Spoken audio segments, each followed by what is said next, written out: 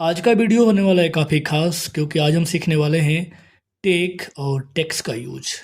इस सेंटेंस के बीच में आएगा मी, हिम, अस या और कई सारे वर्ड्स आ सकते हैं। इस सेंटेंस के अर्थ में लास्ट में लिखा होगा लगता है। जब ये सेंटेंस प्रेजेंट टेंस में होगा तो लिखा होगा लगता है। जब ये फ्यूचर टेंस में होगा तो लिखा होगा लगेगा। और सेंटेंस जब पास्ट में होगा तो लास्ट में आएगा लगा। कुछ समझ में आया सेंटेंस कैसे बनेगा? तो परेशान न होइए, आइए शुरू करते हैं। इसे एग्जाम्पल्स के माध्यम से समझने का प्रयास करते हैं। इस तरह के सेंटेंस को अक्सर हम लाइफ में बोलते रहते हैं। जैसे मान लीजिए आप कोई काम करने वाले हैं या काम कर रहे हैं तो आप यह कह सकते हैं कि मुझे यह काम करने में 2 घंटा लगता है। या फिर किसी को बोल सकते हैं कि उसे स्कूल जाने में 20 मिनट लगेगा। या फिर आपने कोई काम किया और आपको कितना समय लगा, आप यह किसी को बताना चाहते हैं तो आप ऐसे बोल सकते हैं कि रवि को कंप्यूटर सीखने में 1 साल लगा।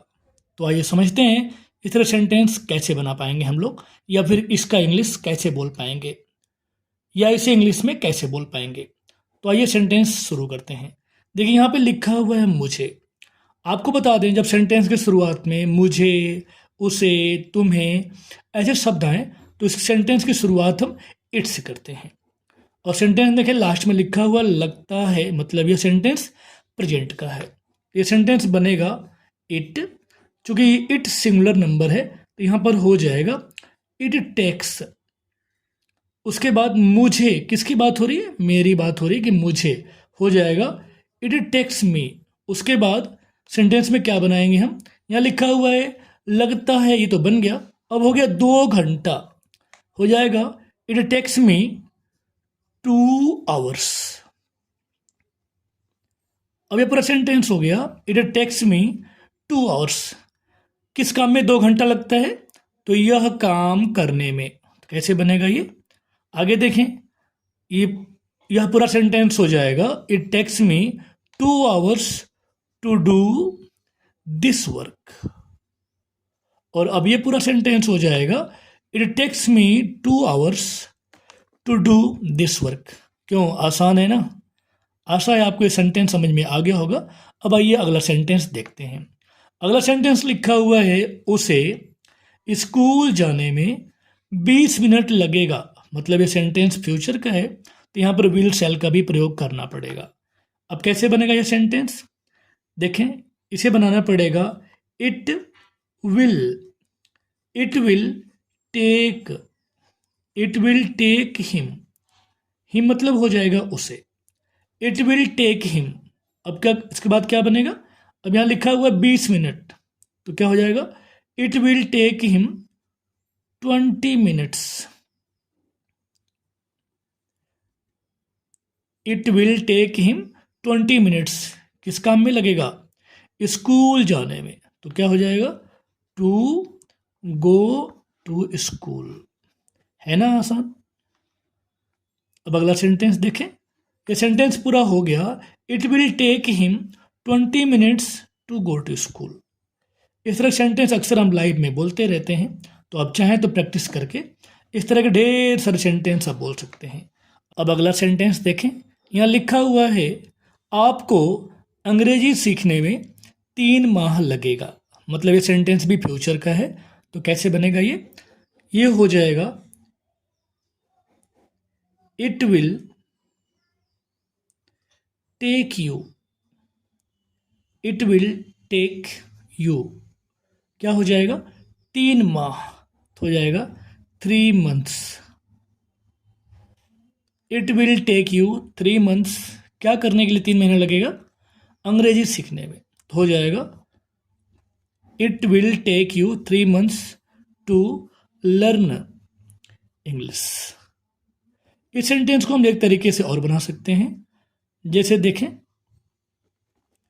इसको हम लोग बना सकते हैं कि यू विल टेक, हमें इट का यूज न करके यहाँ पर हम बना सकते हैं कि you will take 3 months to learn English. अब अगला सेंटेंस देखें। अगला सेंटेंस लिखा हुआ है रवि को कंप्यूटर सीखने में 1 साल लगा। यह सेंटेंस पास्ट का है, तो कैसे बनेगा ये हो जाएगा रवि। रवि, अब टेक की जगह हम लोग लगा लेंगे टुक, तब ये सेंटेंस पास्ट में हो जाएगा। अब ये पूरा सेंटेंस हो गया, रवि टुक 1 ईयर।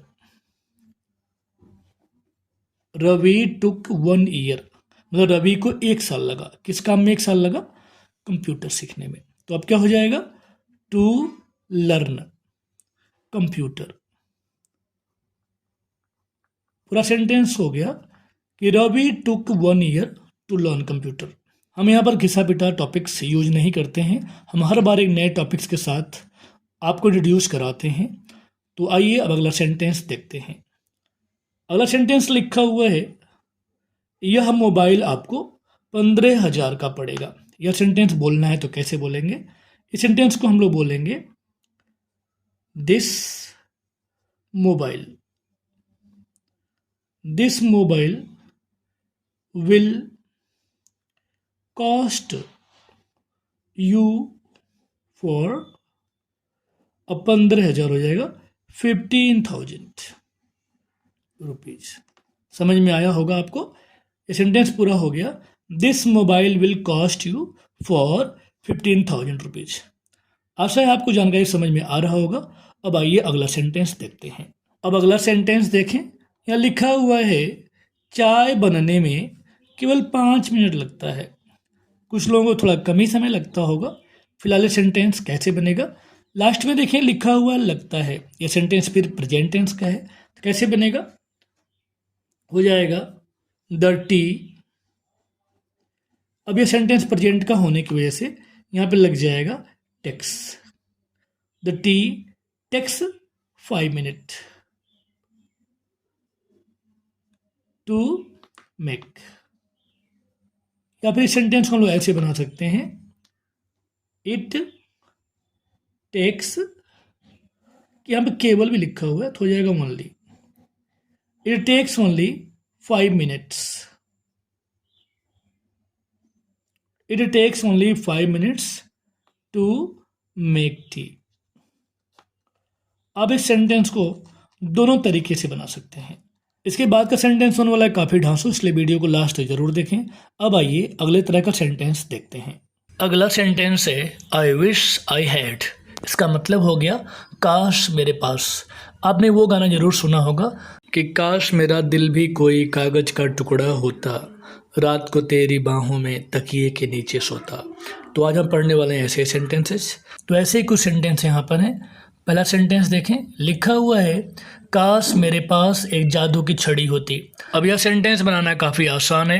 काश का मीनिंग हो जाएगा आई विश, और मेरे पास होता, चूँकि घटना पास्ट की है इसलिए यहाँ पर लग जाएगा आई हैड।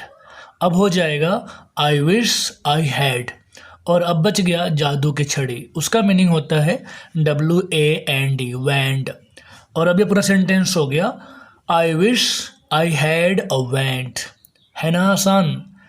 दूसरा सेंटेंस देखें, लिखा हुआ है काश मेरे पास कोई दोस्त होता।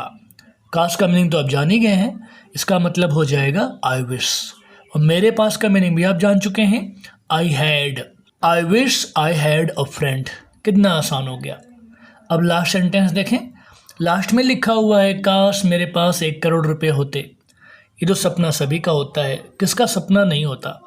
ये सेंटेंस कैसे बनेगा?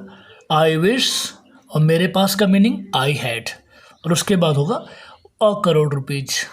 अब पूरा सेंटेंस हो जाएगा I wish I had 1 crore rupees. तो इस तरह के एडवांस टॉपिक्स पे वीडियो देखने के लिए चैनल जरूर सब्सक्राइब कर लें और अपने दोस्तों को शेयर करना ना भूलें। फिर मिलते हैं आपसे अगले टॉपिक में। धन्यवाद।